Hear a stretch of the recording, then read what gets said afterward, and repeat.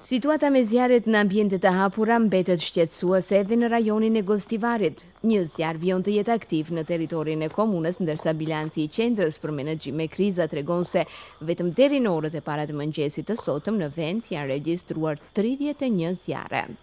Të dhënat e kësaj qendre të përditësuara deri në orën 7:30 të ditës së sotme tregojnë se 4 zjarre janë ende aktive, 3 janë në kontroll, ndërsa 24 janë shuar. Në mesin e zonave ku zjarri vazhdon të jetë aktiv është edhe Gostivari, ku sipas raportimeve po digjen kryesisht pyje të ulta dhe bimësi e ulët. Përveç Gostivarit, zjarre aktive janë raportuar edhe në zonën e Studeniçanit dhe Zelenikovës, Makedonski Brodit, Çashkës, si dhe në territorin e Strugës në fshatin Frangov.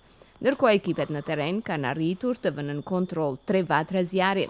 Ato janë evidentuar në fshatin Tajmish të Kërçovës, në Dellçev, ku zjarri ka përfshirë një deponi me mbeturina, si dhe në territorin e komunës së Bërvenicës.